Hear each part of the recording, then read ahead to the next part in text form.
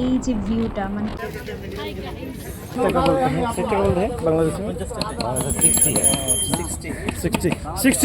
তো পুরো সুন্দর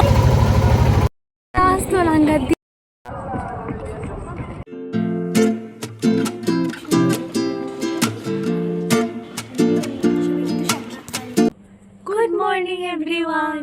আমাদের এখানে কেউ এখনো উঠেনি, মানে সবাই এখনো ঘুমিয়ে উঠে ড্রেসটা পরে আমি চলে এসেছি। আর চোখ টোক একদম ফুল, এখন আমি মুখটাই ধুতে পারিনি। তাড়াতাড়ি রেডি হয়ে দেখা হচ্ছে। এই হলো আমাদের সকালের নাস্তার রুটি আর মায়ের বানানো ডাল।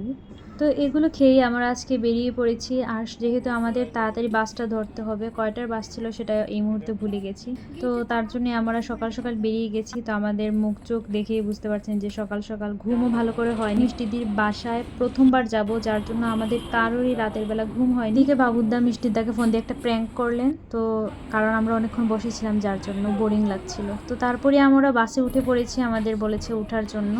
আর এদিকে আমি জানালার পাশে বসেছি, আর এই যে ভিউটা মানে কি বলবো।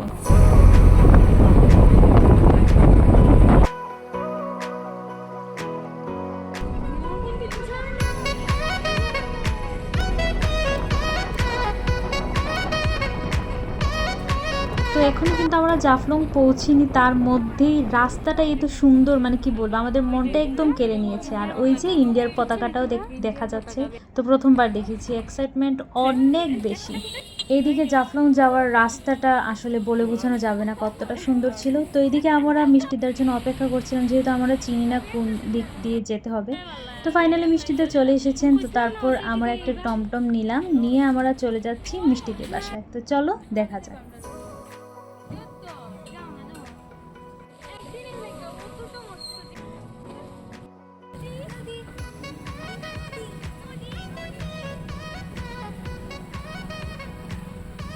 ফাইনালি আমরা মিষ্টিদি বাসায় চলে এসেছি, আর এর আনন্দ বলে বোঝানো যাবে না। তো এই হলো মিষ্টিদি। আমরা যাওয়ার পর মিষ্টিদি অনেক কষ্ট করেছেন, মানে কি বলবো, এত কিছু রান্না করেছেন, আমরা খেলাম। আর কিছু তো করার নাই, কারণ আমরা ঘুরতে যাব, তো সেই জন্যই আমাদের সমস্ত তোড়জোড়।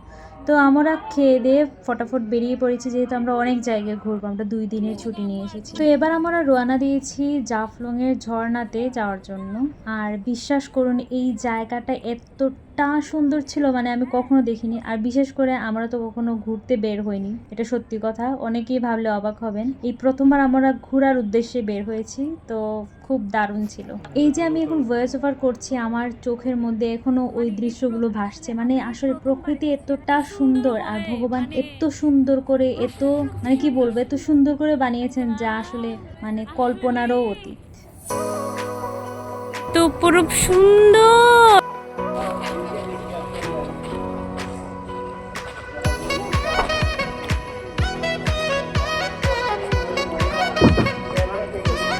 আমরা এখন নৌকাতে উঠে গেছি।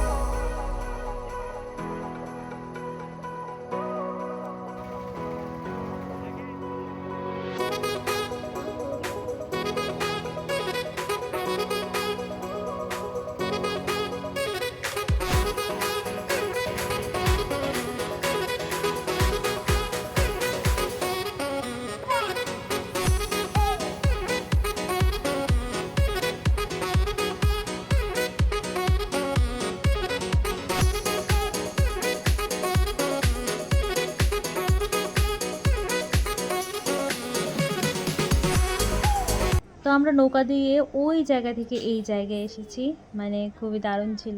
মানে মোবাইলে দেখে মনে হচ্ছে যেন একদম কাছে, কিন্তু অনেকটা দূরে। আর এই ঘুরতে বের হওয়া মানে প্রথমবার এত সুন্দর জায়গায় যাওয়া একমাত্র সম্ভব হয়েছে আমাদের মিষ্টিদার জন্য, কারণ আজকে কিন্তু মিষ্টিদা আমাদের ঘুরতে নিয়ে যাচ্ছেন। এবার আমরা নৌকা থেকে নেমেই হাঁটতে হাঁটতে যাচ্ছি মায়াবী ঝর্ণার দিকে, আর এই জায়গাটাও কিন্তু অসম্ভব সুন্দর।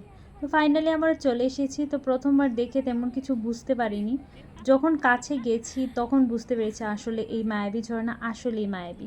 এদিকে যেহেতু আমরা কখনোই মায়াবী ঝর্ণা দেখিনি সামনাসামনি, যার জন্য আমরা হাসতে হাসতে একদম শেষ। মানে এখানে আসলে মানুষ কি করে, মানে এখানে কি হবে এটাই ভাবছিলাম। আর সেটা ভাবারও কিন্তু কারণ আছে, কারণ আমরা পাথর ছাড়া আর কিছুই দেখতে পাচ্ছিলাম না, মানুষের ঠেলা এদিকে ঝর্ণাই দেখা যাচ্ছিল না। তো তারপর যখন আমরা সামনে গেছি, তো তারপর আমরা দেখতে পেলাম আসলে খুবই সুন্দর ঝর্ণাটা। আর উপরে উঠলে আসলে আরো বেশি করে বোঝা যায়, যেহেতু আমরা উপরে উঠে নিচ থেকেই যতটুকু পেরেছি দেখেছি। আর এই যে জলগুলো এত টলটলে, এত পরিষ্কার আর এত ঠান্ডা, মানে কি বলবো, পা দেওয়া মাত্রই কিন্তু পুরোটা শরীর একদম ঠান্ডা ঠান্ডা হয়ে গেছে। আর এত গরমে ওখানে গেলে অবশ্যই মনটা একদম ভালো হয়ে যাবে। তো পানি দিয়ে এখন আমরা খেলা করছি, কারণ এখন আমাদের ফটোশুট হচ্ছে। ওখানে গিয়েছি আর সুন্দর সুন্দর ফটো তুলবো না তা কি করে হয়।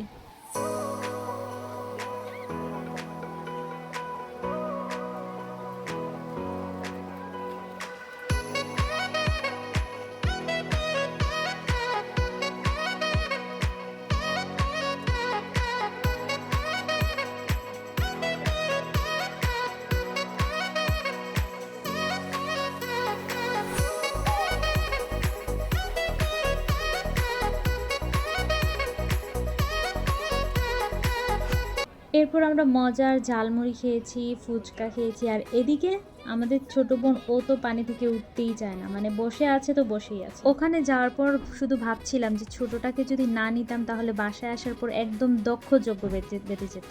কারণ ওকে কিন্তু আমাদের নেওয়ার কোনো ইচ্ছা ছিল না, কারণ ওর পরীক্ষা।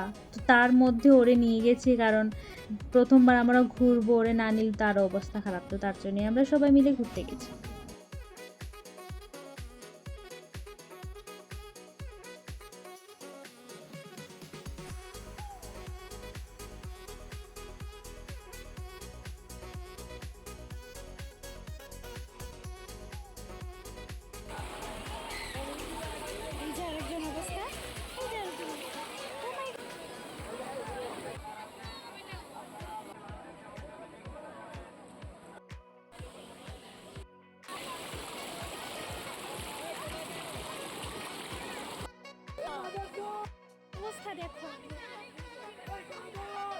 তো এরপর আমরা আমাদের ফটোগুলো বেছে নিচ্ছিলাম, ক্যামেরাম্যানের কাছ থেকে অনেক অনেক ফটো তোলা হয়েছে, মানে 500টার উপরে। তো সেখান থেকে বেছে নেওয়া হচ্ছে। আর মিষ্টিদা যখনই আমাদের বাসায় আসেন না, তখনই এত এত চকলেট, মজার মজার জিনিস নিয়ে আসেন। পূজা যখন আরো ছোট ছিল তখন পূজাকে গল্প বলতাম যে চকলেটের রাজ্য, চকলেটের রাজ্য। আর ওখানে যাওয়ার পর ও ভাবছে যে রাঙাদি আসলেই চকলেটের রাজ্য তো আছে, মানে সেটা মানে শোনার পর মানে আমরা কি হাসতে হাসতে একদম। ওখান থেকে মিষ্টিদা আমাদের চকলেট, সাবান আরো অনেক কিছু দিয়ে দিয়েছেন।